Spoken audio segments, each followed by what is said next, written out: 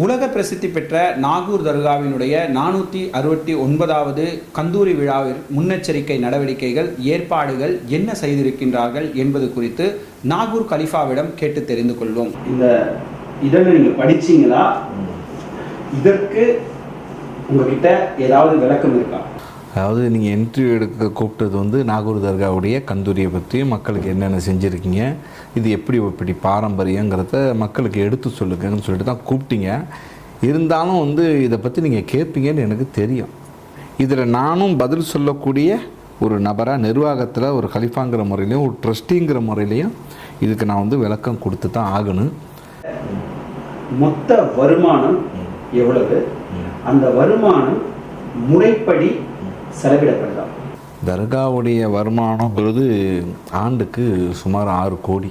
ஆடிட்டிங்கில் 9 கோடின்னு காமிச்சிருக்கீங்க. அதாவது 6 கோடி. அதுக்கப்புறம் சிஎம் எங்களுக்கு நிதி கொடுத்தது ஒரு 2 கோடி மராமத்து பணிக்காக தமிழ்நாடு அரசு எங்களுக்கு ஒரு 2 கோடி கொடுத்துச்சு. அதை தர்காவுடைய ஆடிட்டிங் படி நாங்கள் பாரம்பரியமாக, அதாவது தர்காவுடைய ஸ்கீம் என்ன சொல்லப்படுதுன்னா, தர்காவுடைய செலவுகள் போக மீதியை பிரித்து கொடுக்கணுன்னு சொல்லப்படுது. அதுபடி நாங்கள் நிர்வாகம் பண்ணி அதுபடி நிர்வாகம் நடந்திருக்கு நீங்கள் சொல்கிறீங்களா? அதை நம்ப சொல்கிறீங்களா? எப்படி சொல்கிறீங்க?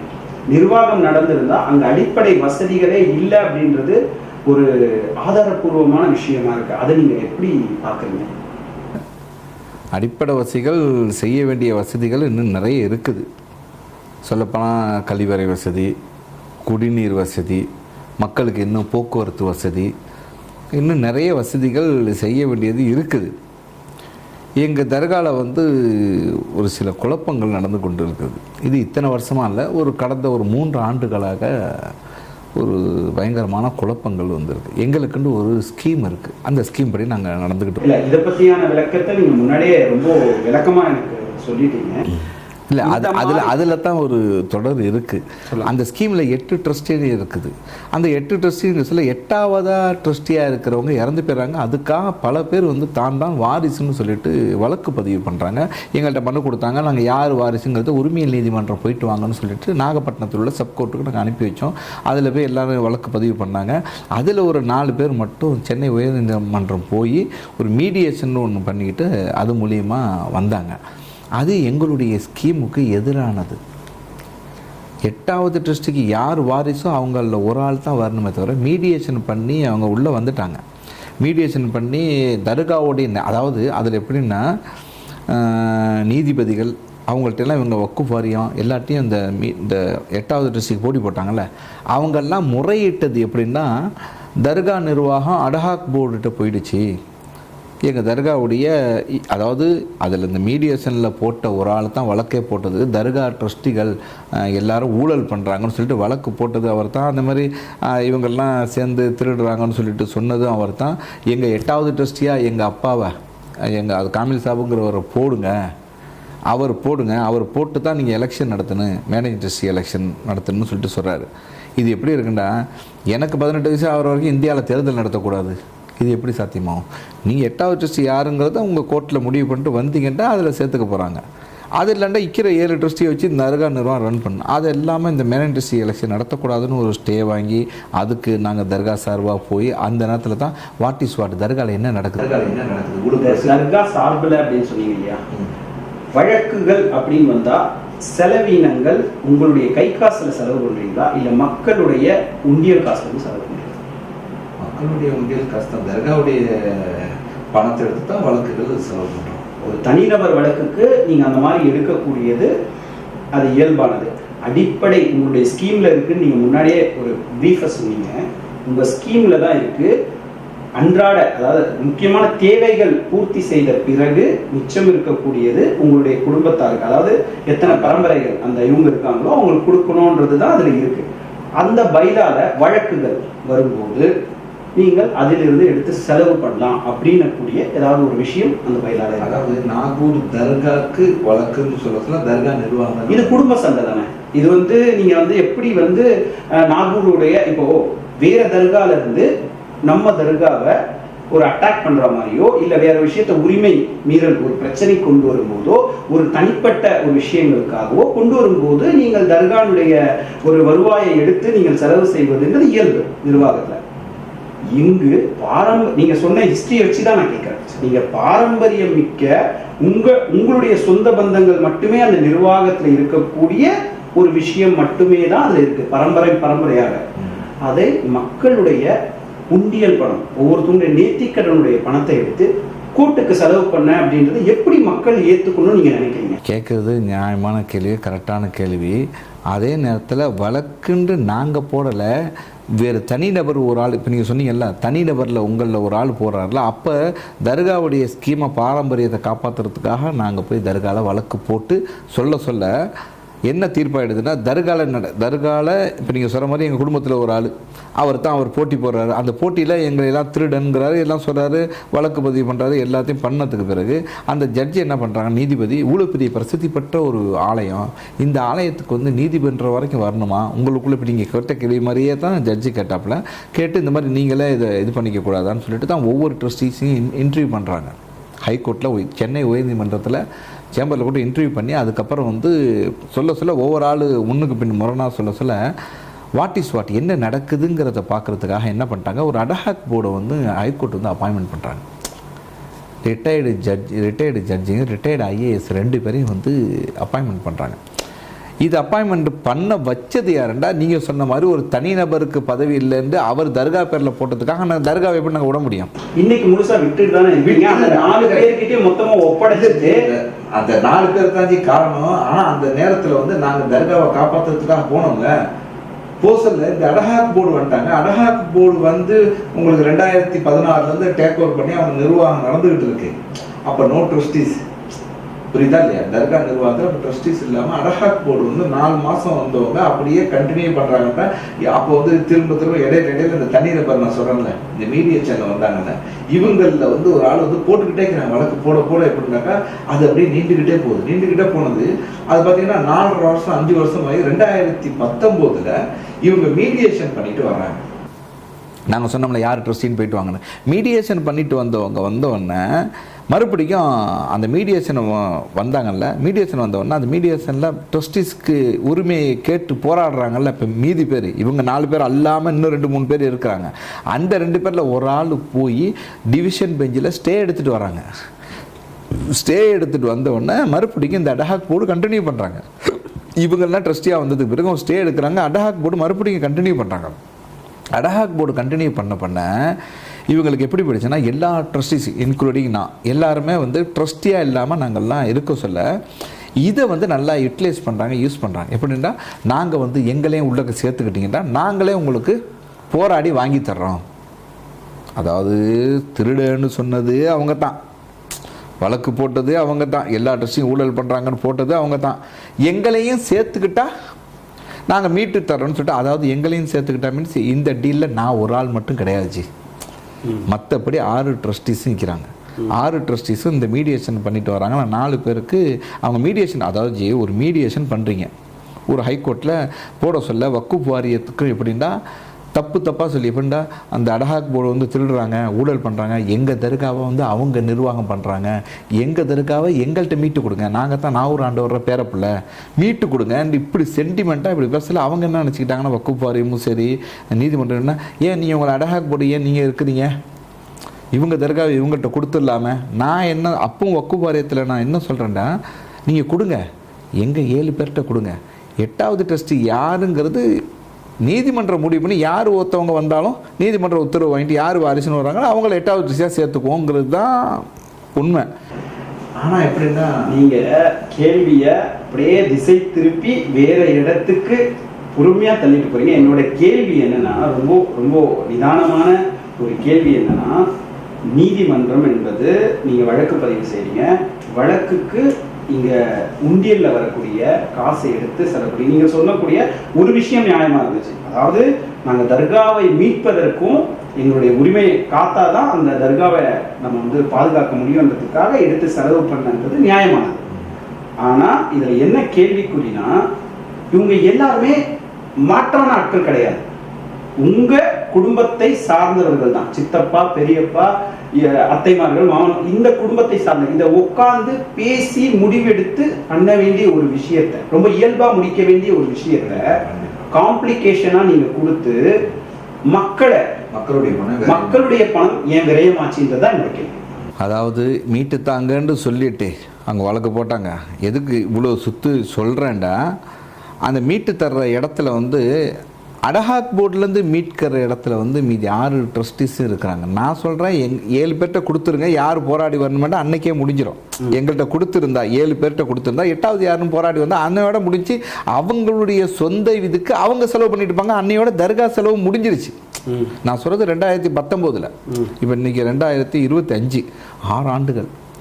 6 ஆண்டுகள் தர்காவுடைய பணம் சொல்லப்போனால் விரையாம தான் ஆகிட்டு தான் இருக்குது. 3 வருஷம் தர்கா நிர்வாகம் கையில் வந்துருச்சு. அதுக்கு முன்னாடி வருஷம் அவன் தனிப்பட்ட செலவு. இந்த 6 ஆண்டுகளில் 3 ஆண்டுகள் வந்து இப்போ தர்கா செலவு தான், தர்கா காசு தான் விரயமாகிட்டே இருக்குது. நீதிமன்றத்துக்கு அவ்வளோ விரயமாகுது, எல்லாம் செலவு அதிகமாகுது. ஃபுல்லாக மக்கள் பணம் தான். நீங்கள் சொல்கிறது 100% நியாயமான கேள்வி. அந்த தர்காவை மீட்டு கொடுக்கறதுக்கு எல்லாரும், அதாவது இவங்க மீட்டு கொடுக்குறேன்னு சொல்கிறாங்க, ஆனால் ஆக்சுவலி நடந்ததுனால எல்லா ட்ரஸ்டீஸும் இந்த மீடியேஷன் குரூப்பும் இருந்தாலும் பரவாயில்லன்னு அக்செப்ட் பண்ணது போர்ட் ஆஃப் ட்ரஸ்டீஸ். உங்களுடைய வழக்கை நீங்கள் பார்த்தீங்களே தவிர அடிப்படை தேவையான தண்ணீர், கழிப்பறை வசதி, கழிப்பறைக்கு கதவு கிடையாது, ஆண்களுக்கு கழிப்பறையே கிடையாது, இப்படி ஒரு சூழலை நீங்க கிரியேட் பண்ணி வச்சுக்கீங்க. ஏன்னா சமத்துவமான ஒரு இடம் அது. இந்து, முஸ்லீம், கிறிஸ்டின்ஸ் எல்லாருமே வரக்கூடிய ஒரு சமத்துவமான தர்கா அது. அப்படி இருக்கும்போது ஆண்களுக்கு கழிப்பறையே கிடையாது. நீங்க அடுத்து ஒரு கேள்வி கேட்டா என்ன சொல்றீங்க? பக்கத்துல மசூதி இருக்காங்க போகணும். ஹிந்துஸையும் கிறிஸ்டின்ஸையும் நீங்க உள்ள அனுப்புவீங்களா? இந்த தர்காவுடைய முன்னேற்ற பாதைக்கு நீங்கள் சொல்கிற மாதிரி கழிப்பறை வசதி, அடிப்படை வசதி எல்லாம் செய்கிறதுக்கு இந்த சண்டையே சரியாக இருக்க, இந்த சண்டையே சரியாக இப்படியே ஓடிட்டு இருக்கு தவிர தர்காவுடைய முன்னேற்றத்தினுடைய கவனம் இல்லை. இதே இன்னைக்கு நீங்க கந்தூரிக்கு வந்திருக்கீங்க. இத்தனை ஆண்டு காலம் பழமை வாய்ந்த இதுக்கு கந்தூரி நீங்க வந்து சொல்லும் போது 469 ஆண்டுகள் அப்படின்னு சொல்றீங்களே தவிர 300 ஆண்டுகளுக்கு பின்னாடி தானே தர்கா இருக்கு. இதை ஏன் பார்க்க மாட்டீங்க? இதை பார்க்கறதுக்கு ஏன் வந்து உட்காந்து பேசி அந்த பிரச்சனையை முடிக்க முடியாதுன்னு நீங்க நினைக்கிறீங்களா? இல்லை இன்னும் இதை அப்படியே கொண்டு போக போறீங்களா? ஜி, இதில் வந்து நான் தான் இந்த பாரம்பரியத்தையும் இந்த ஸ்கீம் படி நடக்கணும், தர்காவுடைய பணம் விரயமாகுதுன்னு சொல்லிட்டு நான் தான் வக்குஃப் வாரியத்தை அணுகியிருக்கேன். இந்த 3 ஆண்டுகளில் நீங்கள் சொன்ன இந்த குற்றச்சாட்டுலாம் சொன்னீங்கல்ல, இதெல்லாம் எனக்கும் மனசில் உறுத்தி நான் ஒரு ஆள் தான் ஃபைட் பண்ணுறேன். வக்குஃப் வாரியத்துக்கு மனு கொடுத்துருக்கேன். நிதி மோசடி, நாகூர் தர்கா பாரம்பரியத்தில் குறுக்கீடு, அதே மாதிரி நீதிமன்ற உத்தரவுகளை மீறி நடக்கிறாங்க. இந்த மீறி நடக்கிற வசதி தான் ஒரு வழக்கு உழுவுது. அதனால தர்கா காசு விரயமாகுது.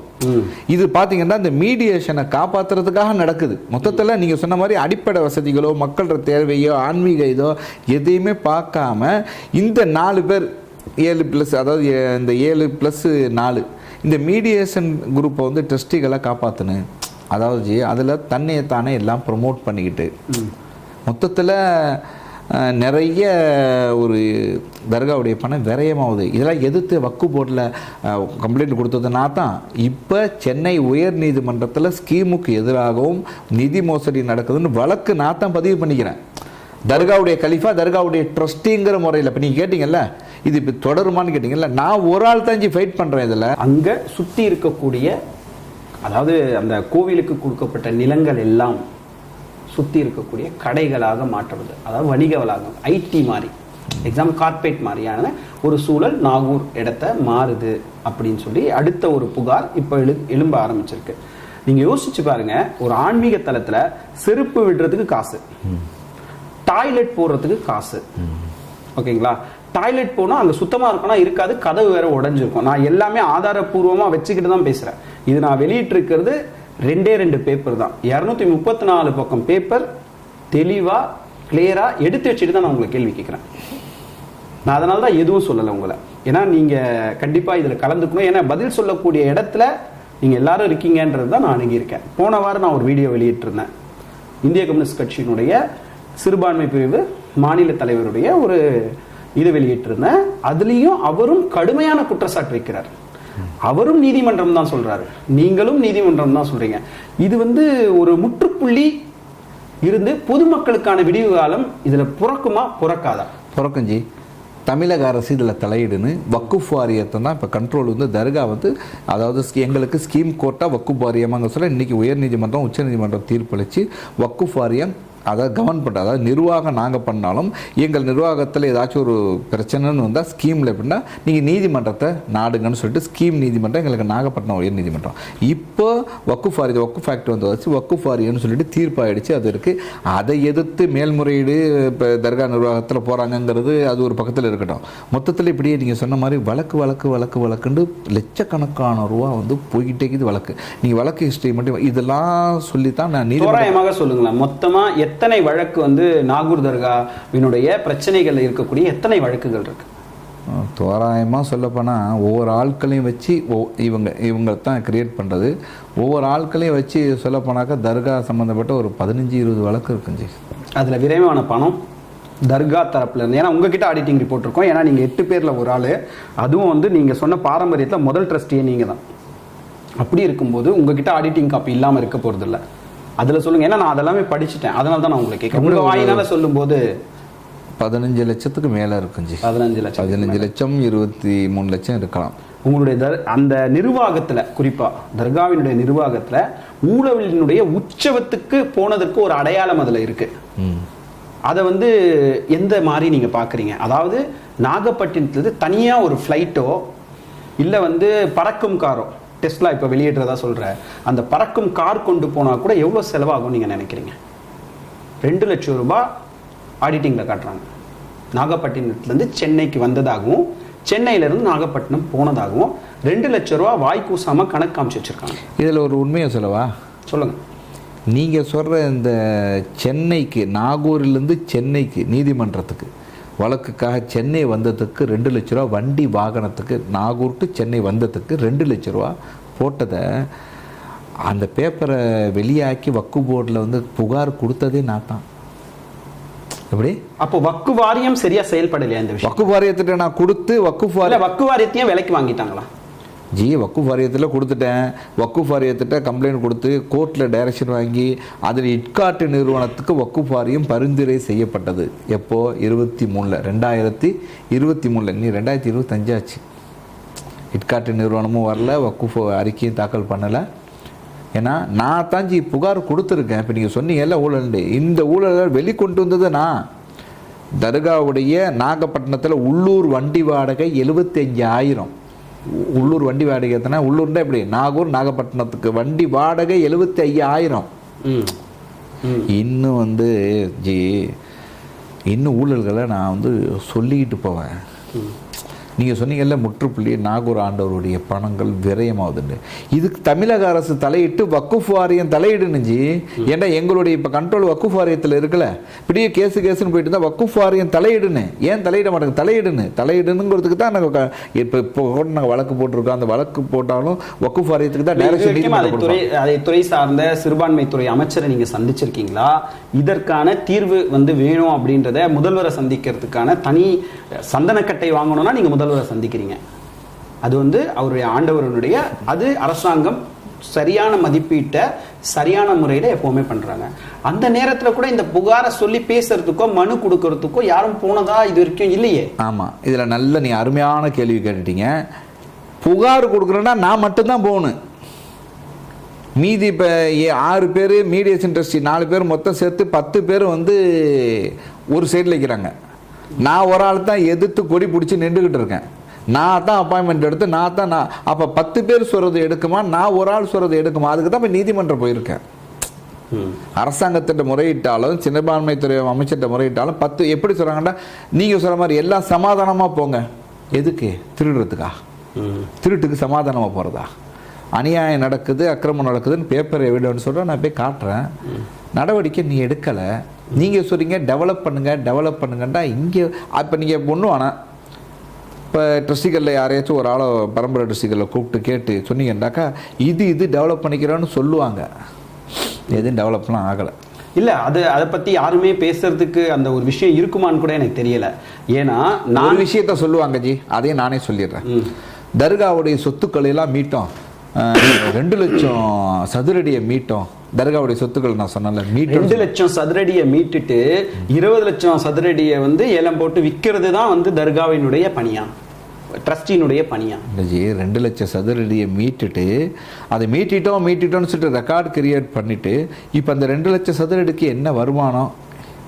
அதாவது நான் ஒரு ஆள் தான் மணி அடித்து நீதி கேட்டுக்கிட்டு இருக்கிறேன். புரியுதா? இன்னும் நீங்கள் ஓப்பனாக கேட்டீங்கன்னா இன்னும் நிறைய விஷயம் ஓப்பனாக நான் சொல்லுவேன். நான் நீதி கேட்கறது ஒரு ஆள், அங்கே இருக்கிறது 10 பேர்.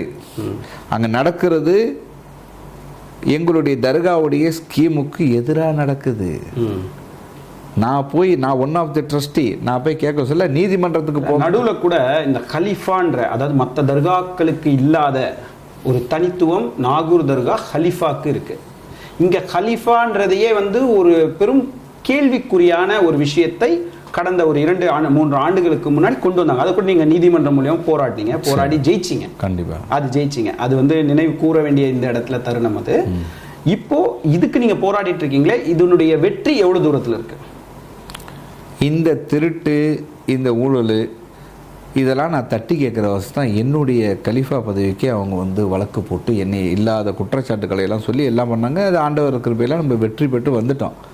இதுக்கப்புறம் அவங்கள வந்து நீதி கேட்க சொல்ல என்னுடைய தர்கால நான் என்னுடைய இதுன்னு கேட்க சொல்ல 10 பேர் சேர்ந்து ஒரு இடத்துலேருந்து நான் ஒரு ஆளுக்கு சொல்ல போர்க்கொடி தூக்கி ஒரு ஆளுக்கிறேன். அதுக்கு தான் நீதிமன்றத்துக்கு வந்திருக்கேன். நாகூர் தர்கா வந்து உலக பிரசித்தி பெற்றது. அதை செய்கிறதுக்கும் அதுக்கு எத்தனையோ பேர் நன்கொடை வழங்கி என்னென்னமோ பண்ணுறதுக்கு ரெடியாக இருக்கிறாங்க. இன்றைக்கி எடுத்துக்கிட்டிங்கன்னா நாகூர் தர்காவுக்கு இப்போ இன்றைக்கி ஜூஸ் கடை, சர்வத்து கடை, சாதாரண ஒரு சின்ன கடை, ஸ்டேஷனரி ஷாப்பில் எல்லாத்துலேயும் ஜிபே இருக்குது. நாகூர் தர்காவுக்கு அப்படி இல்லை. நாகூர் தர்காவுக்கு வெப்சைட்டே இல்லை. கேட்டால் வெப்சைட் இருக்குதும்பாங்க. நாகூர் தர்கா ஷரீஃப்னு போட்டு அது அப்படியே இருக்கும். என்ன ஆக்டிவேட் ஆகுச்சு தட்டி பார்த்தா தெரியுமா? அதில் ஏதாச்சும் இருக்குதா? கேட்டால் இருக்குதுன்னு சொல்லிட்டு கேட்பாங்க. இப்போ என் பேட்டியை பார்த்துட்டு கேட்பாங்க, இங்கே தான் இருக்கிறோம், அவர் இல்லாத குற்றச்சாட்டு சொல்கிறாரு. எப்படி? எல்லாம் பேருக்காக இருக்கும். எல்லா விஷயமும் கழிவறை இருக்கு, கதவு இருக்காது. நீங்கள் ஒன்றும் வேணாம், 1 to 1 பேட்டி எடுங்க.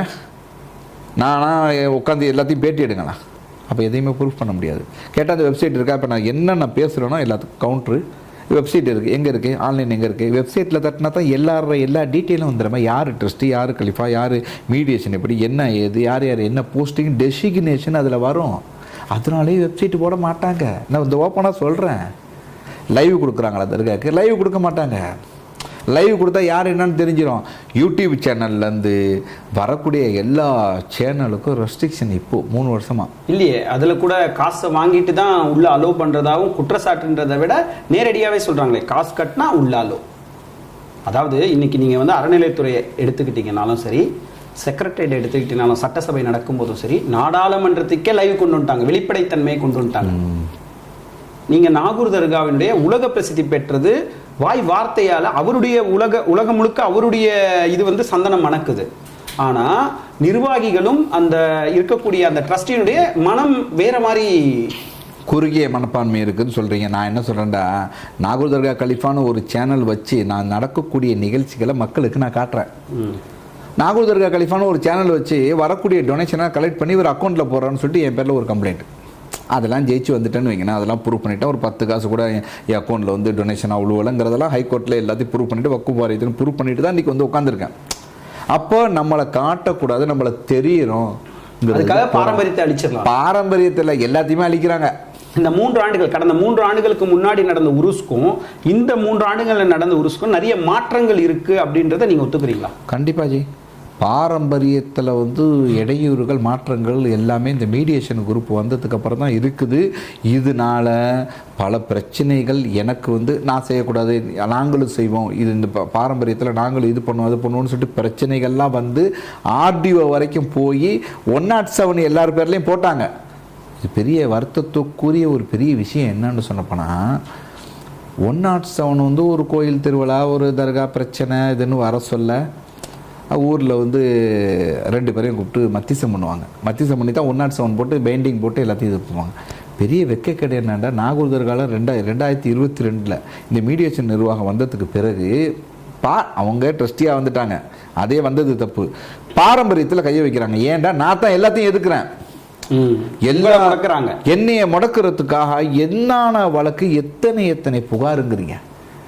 திருடன், அப்புறம் வந்து வேலைக்காரன், அதாவது என் கோர்ட்டு ஜட்ஜ்மெண்ட்டில் இருக்குது servant of the dargah 1932 judgment grand ஃபாதர் ஜட்ஜ்மெண்ட்டில் இருக்குது.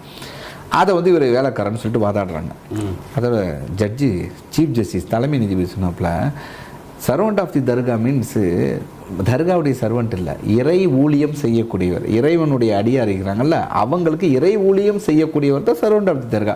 இதெல்லாம் ரொம்ப சர்வெண்ட் ஆஃப் தி தர்கான்னு ரொம்ப வாதாடணுன்னு டெஃபினிஷன் கொடுத்துட்டாரு தலைமை நீதிபதி. அவங்க ஐயா கொடுத்துட்டாங்க. எப்படின்னா லீடிங் பிரிஸ்ட் ஆஃப் தி தர்கா, தலைமை வழி நடத்தக்கூடிய மதகுருன்னு சொல்லிட்டு தெளிவாக இங்கிலீஷில் தெளிவாக கொடுத்தாங்க. 2020 எனக்கு கேஸ் போடுறாரு, நான் தான் கலிஃபா. எங்கள் அப்பா என்ன பண்ணிட்டாங்கன்னா நான் சரியா இல்லைன்னு சொல்லிட்டு அவர் கலிஃபாவை நியமிச்சுட்டாங்க. கலிஃபாவை நியமிக்க முடியாது, நியமிச்சாலே அது வந்து ஹெரிடிட்டரியன்னு போயிடும். ஹெரிடிட்டரிங்கிற வார்த்தை வந்து எப்படி நியமிக்க முடியும்? நியமிச்சா நாமினேட், அது பண்ண முடியாதுன்னு சொல்லிட்டு வக்கஃப் ட்ரிபியூனல்ல ஒரு கேஸ். அந்த கேஸ்ல பாத்தீங்கன்னாக்கா எங்க அப்பா இவரை நியமிச்சதா சொல்லிட்டு போட்டிருக்காரு. நியமிக்கவும் முடியாது. இவர் வந்து 2012 என் கூட தான் இருக்கிறார். சையத் முகமது கலிஃபா சாஹிப் வந்து என் கூட தான் இருக்கிறார். 8வது ட்ரெஸ்ஸி இப்போ இறந்து போனார் அவர் அப்பா. அவருக்கு அப்புறம் இவர் 8வது ட்ரெஸ்ஸின்னு போட்டிருக்காங்க. 8வது ட்ரெஸ்ஸின்னு போட முடியாது. ஏன்னா சுழற்சி முறையில வர முடியாது. சுழற்சி முறையில அவங்களே வாங்கிட்டு வந்து ஜட்ஜ்மெண்ட்ல ஒரு ஆள் வரணும், அவருக்கு 1 வருஷம், இவருக்கு 2 வருஷம், அடுத்தது 3வது இருக்கிறாள் இப்ப அனுபவிச்சுட்டு இருக்காரு. அவர் தான் மீடியேஷன் ட்ரஸ்டி. அவர் இருந்து அவருடைய பீரியட் இது. அவர் அந்த செட்டில்மெண்ட் ஜெயிக்காத வரைக்கும் அவர் அந்த பீரியட்ல இருக்கிறாரு. மீதி 3 பேர் அப்சர்வர். ஆனா இப்ப டோட்டலி 8 பேர் 11 ட்ரஸ்டின்னு போட்டாங்க. நீங்க எப்படி அனுமதிச்சு? நீங்க தான் முதல் ட்ரஸ்டி ஆச்சு. அதை வந்து அனுமதிக்கிறதுக்கும் மத்த எல்லாரையும் சேர்த்து போராடுவதற்கோ உங்களுக்கு அந்த வாய்ப்புதலே அவங்க கொடுக்கலையா? கொடுத்தாங்க. அந்த என்னுடைய கருத்தை போர்ட் ஆஃப் ட்ரஸ்டிஸ் மீட்டிங்லேயே பதிவு செஞ்சுக்கிறேன். அதை தான் வழக்காகவும் பதிவு பண்ணிக்கிறேன். நாகப்பட்டினம் நீதிமன்றத்திலையும் வழக்கு இருக்குது. இது எப்படின்னா என்னுடைய சொந்த காசை நான் செலவு பண்ணிட்டு இருக்கிறேன். சொந்த காசை ஸ்கீம் படி மாறி நடக்கிறாங்க, பாரம்பரியத்துக்கு எதிராக நடக்குதுன்னு சொல்லிட்டு நான் தான் சண்டை போடுறேன். அதனால என்னை வந்து பல டிஸ்டர்பன்ஸ் பண்ணி ஆர்டிஓட்ட போயிட்டு சார் இந்த மாதிரி பாரம்பரியமான கலிஃபா எல்லாம் பண்ணிட்டு இருக்கிறேன், இதுல வந்து இவங்க டிஸ்டர்ப் பண்றாங்க. ஆர்டிஓ கேட்டாரு, எத்தனை வருஷமா அந்த பிரேயர் நடக்குது? 4 வருஷமா நடக்குது. இது பரம்பரை நடக்குது. ஆமா சார், இது 1932 ஜட்ஜ்மெண்ட்ல எப்படி சொல்லிக்கிது அப்படி சொல்லிக்கிறதுக்கு ஆர்டிஓட்ட சொல்றாங்க. அப்ப ஆர்டிஓ இருக்கிறாரு, 1932 இருந்து யாரு கலிஃபா இருக்கிறார்? இவருடைய கிராண்ட் ஃபாதர். சரி, அப்புறம் இவருடைய அப்பாவுக்கு அப்புறம் இவர் எத்தனை வருஷமா இருக்காரு? இவர் 2012 இவர் கலிஃபா இருக்காரு. போன வருஷம் யார் கலிஃபா வந்தார்? இவர் தான் இருந்தார். போன மாசம் யார் இந்த பிரேயர்லாம் பண்ணா? இவர் தான். ஏன் அப்போ 90 வருஷம் 400 வருஷம் விட்டுட்டு இப்ப என்ன திடீர்னு வந்து 90 வருஷம் கோமாலயா இருந்தான்னு கேட்டாரு ஆர்டிஓ. கேட்டுட்டு எல்லாரும் பாரம்பரியப்படி எது ஸ்கீம்ல சொல்லப்பட்டிருக்கிற தர்கால தொட்டு பாரம்பரியமா என்ன நடக்குதோ அதுபடி நடக்கணும். அதுபடி நடக்காட்டி எல்லாருக்கும் 107 போட்டு பெயிண்டிங் பண்ணிட்டாரு. இது எவ்வளவு பெரிய கேவலம். 107 பிரச்சனை பண்ணக்கூடிய உங்க பேர்ல போடக்கூடிய ஒரு வழக்கு. நம்மெல்லாம் ஒரு புனிதமான ஒரு பதவியில, கண்ணியமான பதவியில நாகூருடைய பேரப்புல ட்ரஸ்டியா நம்ம இருக்க சொல்ல, இந்த நிர்வாகம் வந்து 2 தடவை 3 தடவை 107 பெயிண்ட் பண்ணிக்கிறான். 107 எதுக்கு பண்றாங்க? அமைதி கெட்டு போறதுக்காக. யாருக்கும் வெளியாளுக்கும் இருக்கும் இல்ல. நான் கம்ப்ளைண்ட் கொடுத்து எங்க ட்ரஸ்டிஸ்க்கு எங்களுக்கும். இதெல்லாம் எப்ப நடக்குது? இந்த 2022 இவங்க மீடியேஷன் குரூப் வந்து இந்த இதுல குளறுபடிங்க. நான் தான் எல்லா வழக்கு போடுறேன். நீங்க சொன்னீங்கல்ல விரையண்டு மக்கள் இருப்பாங்க, விரையமாகுது. இதுல தான் விரையமாகுது. நான் அவங்கள தப்புங்கிறேன், அவங்க எல்லாம் சேர்ந்து ரைட்டுங்கிறாங்க. இன்னைக்கு நீங்க தர்காவுடைய ஃபெஸ்டிவல் நோட்டீஸ் எடுத்து பாத்தீங்கன்னா 11 ட்ரஸ்டி நிற்கும். தர்காவுடைய ஸ்கீமுக்கு எகெயின்ஸ்ட் அவங்க வாங்கிட்டு வந்த கோர்ட் உத்தரவுக்கு கண்டெம்ட் ஆஃப் கோர்ட். நான் ஒவ்வொருத்தரும் நினைக்கிறது ஒரு ட்வீட் கொடுக்கணும். கொடுத்து சென்னை உயர்நீதிமன்றத்தில் 55 நீதிபதிகள் இருக்கிறாங்க. யாராவது ஒருத்தவங்க நாகூர் ஆண்டவருடைய பக்த கொடிகள் எத்தனை பேர், நாகூர் ஆண்டவர் பேர்ல பக்த கொடிகள் எத்தனை நீதிபதிகள் நீதி அரசர்கள் இருக்கிறாங்க, எவ்வளவு பேர் தர்காவுக்கு வருகை தந்திருக்காங்க. யாராவது ஒரு ஆள் இது மத நல்லிணக்கத்துக்கு ஒரு எடுத்துக்காட்டான இடம். அவ்வளவு பண்ணக்கூடிய அனைத்து செலவுகளும் மக்கள் வேர்வை சிந்தி போடக்கூடிய காணிக்க. விவசாயம் பண்ணி கஷ்டப்பட்டு கார் பிடிச்சி பஸ் பிடிச்சி வந்து ஜனங்க காணிக்க போடுற அந்த பணத்துல தான் இப்ப தர்கா வேணா ஆகுது. அந்த பணத்துல தான் வழக்குக்கு டெல்லி போறாங்க, இதுக்கு போறாங்க, அதுக்கு போறாங்க, சுப்ரீம் கோர்ட், அது இது எல்லாம் எதுக்கு போறாங்கன்னா இந்த மீடியேஷன் கட்டாயிடும். எந்த வழக்கு எங்க கேட்கறது வக்கு போறா நீதிமன்றமா, வக்கு போடுறதுன்னு போயிட்டோம்னா நீதிமன்றம் தான் ஆடுவாங்க. நீதிமன்றம் தான் வக்கு போடும். அதாவது வழக்கு போடுற இடத்த அலக்கழிச்சுட்டு இருந்தா எப்ப தீர்வு கிடைக்கும்? தீர்வு கிடைக்க கூடாது. இதுல வந்து நேரடியா தமிழக அரசு வந்து நேரடியா தலையிட்டு இதுக்கு வந்து முற்றுப்புள்ளி வைக்கணும். தமிழக அரசு நேரடியா இறங்கினால் ஒழிய இதுக்கு ஒரு தீர்வு கிடைக்கவே கிடைக்காது. தர்காக்குன்னு ஒரு பைலா இருக்கு, அந்த பைலா படி நடக்கணும்னு சொல்லக்கூடிய அதிகாரம் இன்னைக்கு வக்குஃப் வாரியத்துல இருக்கு. கமாண்டிங் பவர் யார்ட்ட? வக்குஃப் வாரியம் சொல்லணும். நான் ஒவ்வொருத்தரும் சொல்றது, எத்தனை நீதிபதிகள் பார்த்துட்டு இருக்காங்க, இத்தனை வழக்கு வருது, சோமோட்டோவா ஏதாவது ஒரு நீதிபதி நாகூர் ஆண்டவருடைய பணம் இப்படி விரயமாகுதுன்னு சொல்லிட்டு எடுத்துட்டாங்கன்னா இதுக்கு ஒரு தீர்வு வந்துடும். நானும் இந்த ஊழலுக்கு எதிராக போராடுறேன், ஒரே ஆளா தான் போராடுறேன். கடைசி கேள்வி இருக்கக்கூடிய இப்போ வரக்கூடிய கல்லூரிக்கு, போன கல்லூரியில எத்தனை லட்சம் பேர் உங்களுக்கு கலந்துக்கிட்டாங்க? இப்போ அவங்க வரத்துக்கு முன்னேற்பாடுகள் நீங்க என்னென்ன செஞ்சீங்க? எப்படியும் ஜெய இந்த கொடியேற்றத்துக்கு 1 லட்சம் 1.5 லட்சத்துக்கு மேலே வருவாங்க. அவங்களுக்கு சாலை வசதிகள், அவங்களுக்கு கழிவறை வசதிகள் எல்லாம் நாகப்பட்டினம் நிர்வாகம் அவங்களுக்கு ரொம்ப ஆதரவாக இருந்து எல்லாமே செஞ்சு கொடுக்குறாங்க. எந்த அளவுக்கு மக்களுக்கு டெம்பரவரியா இதுவே நமக்கான ஒரு பெரிய ஒரு அபத்தம் இல்லையா?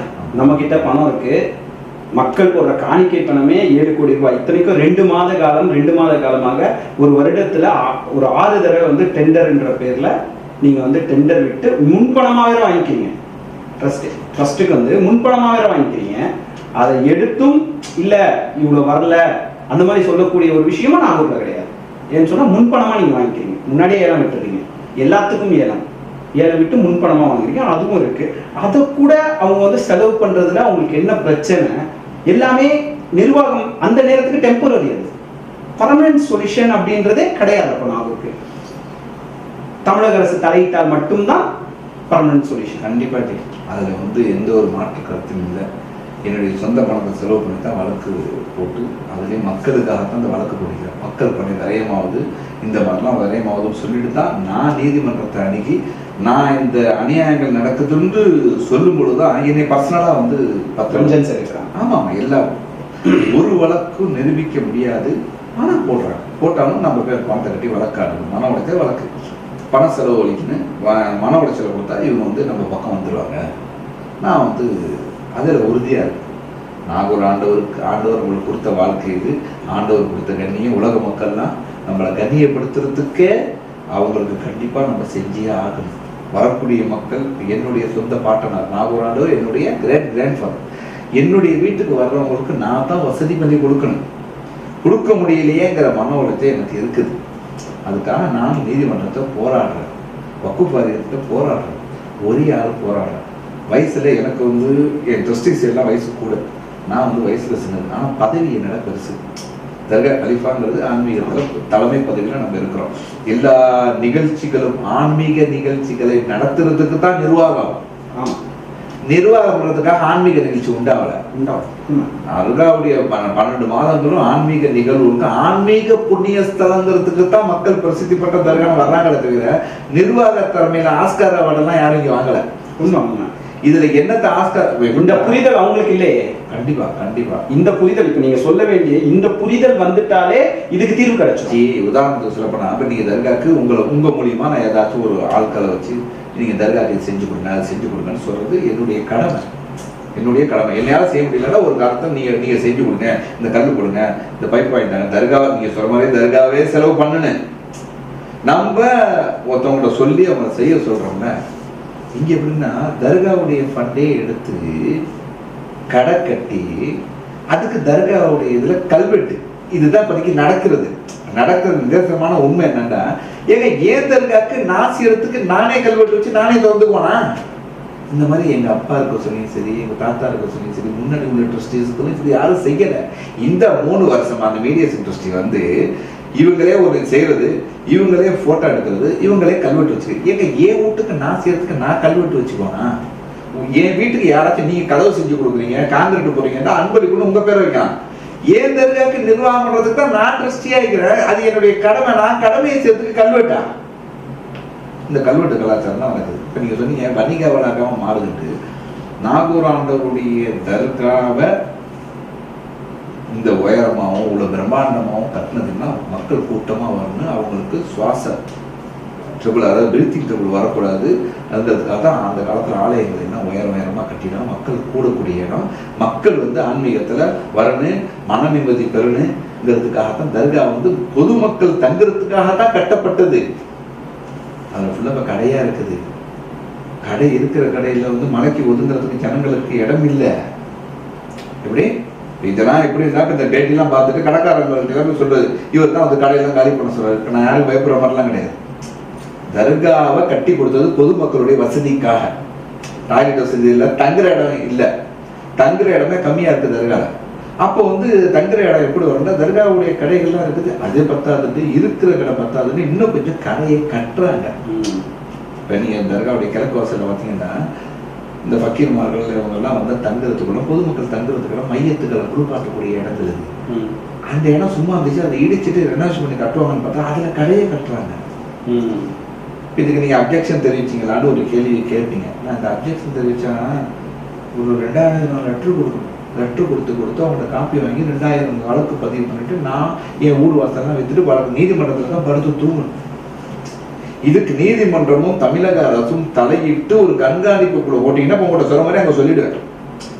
இந்த பேட்டியை நான் அந்த அளவுக்கு தைரியமா கொடுக்குறேன்னா என் கை சுத்தமா இருந்தா தான் கொடுக்க முடியும். கண்டிப்பா இல்லாட்டி கொடுக்க முடியாது. கண்டிப்பா. அப்ப தர்காவை அந்த கடையை கட்டுறாங்க. ஆன்மீக ஸ்தலத்தை வணிக வளாகமா மாத்திட்டீங்க. தர்கா வந்து பாருங்க வணிக வளாகமா தான் இருக்குது. ஆன்மீகங்கிறது அங்க அப்படியே அரசியலா மாறிட்டு வருது. இதுக்கு தமிழக அரசு கண்டிப்பா தலையிட்டு இதை வந்து உடனே தீர்வு காணா மட்டும்தான். நீதிமன்றமோ சோமோட்டோவோ வழக்கு எடுத்து விசாரணை செய்து இதுக்கு ஒரு தீர்வு காணணும். கண்டிப்பா. நீங்க வந்து இந்த கந்தூரியை பத்தி கேட்டு மக்களுக்கு இதெல்லாம் செய்ய சொல்லி எனக்கு தெரியும். இந்த கேள்விகள்லாம் கேட்பீங்க. ஏன் கேட்பீங்கன்னா நாகூர் தர்கா கலிஃபா தான் அடையாளம். கண்டிப்பா. அதனால வந்து கண்டிப்பா மக்கள் வந்து என்கிட்ட கேள்வி என்கிட்ட தான் கேட்கிறாங்க. கண்டிப்பா. தர்கா நிர்வாகத்தில் இத்தனை பேர் சேர்ந்து ஒரு சில பேர் செய்யக்கூடிய ஊழல்களுக்கு பப்ளிக்ல நான் தான் போறேன். நாகூர் ஆண்டவர் செஞ்ச வேலையை நான் தான் தேச சஞ்சாரம் பண்ணிட்டு பையானு ஜிக்ரு மஜ்லிஸ் மனித நேர்த்தி மக்களுக்கு வந்து கொண்டு போய் சேர்க்கிற வேலை தான் என்னுடைய வேலை. வரவங்களுக்கு ஆசீர்வாதம் பண்றது, குறைகளை தீர்த்து அல்லாஹ் இடத்துல பிரார்த்தனை செய்து அவங்களுக்கு வாழ்வு சிறக்கிறதுக்காக இன்மைக்கும் மறுமைக்கும் வாழ்வு சிறக்கிறதுக்காகவும் எல்லா நலன்களும் பெற்று வாழ்வதற்கு பிளஸிங் பண்றதுக்கு தான் லீடிங் டூரிஸ்ட் கலிஃபாங்கிறது. அந்த வேலையே நான் பார்க்கவா இந்த ஊழல் சண்டையில் இப்படி தலையிட்டு கோர்ட்டு கேஸ் அணைஞ்சிக்கிட்டே இருக்கவா? நான் முதல்ல இப்படி விட்டது என்னன்னா 7 ட்ரஸ்டிஸ் இருக்காங்க, எல்லாம் மாமா மச்சான் அண்ணன் தம்பி எல்லாம் அவங்க எல்லாம் பண்ணுவாங்கன்னு நினைச்சோம். இவங்கெல்லாம் எப்படின்னாக்கா யார்கிட்டையும் ஒரு ஆள்கிட்ட வந்து தர்கா உள்ள செத்துக்கிட்டு நம்ம பேர்லையும் குற்றச்சாட்டு வச்சு நம்மளையே வந்து வெளியாகிட்டு அப்படிலாம் பண்ற மாதிரி அவங்க வந்து அந்த பக்கம் போயிட்டாங்க. நான் ஒரு ஆள் தான் இருந்து போராடிட்டு இருக்கேன். இதுக்கு தமிழக அரசு தனி கவனம் வச்சு இதை வந்து எடுத்து வந்தால் மட்டும்தான் பொதுமக்களுடைய பணம் காப்பாற்றப்படும். தமிழக அரசு நினைச்சா ஒரு நாளில் இதை செஞ்சிடலாம். வக்கு வாரியத்தில் சொன்னாக்கா அடுத்த நிமிஷம் வக்கு வாரியம் டேக் அவுட் பண்ண என்ன நடக்குது, வாட் இஸ் வாட். முதல்ல வந்து நீதிபதி போட்டாங்களா வாட் இஸ் வாட்னு கேட்டு இந்த மாதிரி அடஹாக் கூட போட்டாங்கல்ல. இந்த தமிழக அரசு தலையிடட்டும். தலையிட்டால் தான் இதுக்கு முடிவு வரும். என்ன நடக்குதுன்னு இப்போ நீங்கள் தர்காவுக்கு வந்தீங்க, பாதிக்கப்பட்டீங்க, அதனால தான் இந்த பேப்பரில் போட்டீங்க. எனக்கு தெரியுது, நீங்கள் சொன்ன சொல்லியே தெரியுது. தர்காவுக்கு வந்தீங்க, நீங்கள் பாதிக்கப்பட்டீங்க, கழிவறை வசதி இல்லை, அடிப்படை வசதி இல்லை. நீங்கள் உங்கள் ஃப்ரெண்ட்ஸோட வந்து உங்கள் தர்கா எங்களுடைய சென்டர்னு சொல்லிட்டு சொல்ல அதில் ஒரு அடிப்படை வசதி, கார் நிப்பாட்ட வசதி இல்லாமல் அப்படிலாம் நீங்கள் இது பண்ண வசதி உங்களோட பாதிப்பு எங்களுக்கு புரியுது. இதுக்கெல்லாம் ஒரு ட்ரஸ்டியாகவும் கலிஃபாகவும் இருக்கிற வாசி என்னுடைய கடமை பதில் சொல்லணும். அதுக்காக தான் வழக்கு பதிவு பண்ணிக்கிறேன். வக்கு வாரியத்தில் கொடுத்துட்டேன், 2 வழக்கு போட்டிக்கிறேன், 2 கம்ப்ளைண்ட் கொடுத்துக்கிறேன், அவ்வளோதான். நான் அப்படி வழக்குன்னு போடுற மாதிரி இருந்துச்சுனாக்கா 250 வழக்கு போடணும். உலக பிரசித்தி பெற்ற நாகூர் தர்காவில் இத்தனை வழக்குகளையும் உடனடியாக தீர்வு காண வேண்டும். தீர்வு கண்டால் மட்டும்தான் பணம் விரயத்தை முழுமையாக தடுக்க முடியும். தமிழக அரசு இதில் தலையிட வேண்டும் உள்ளிட்ட கருத்துக்களை முன்வைக்கின்றார் ஹலீஃபா. இது நடக்குமா? பொறுத்திருந்து பார்ப்போம்.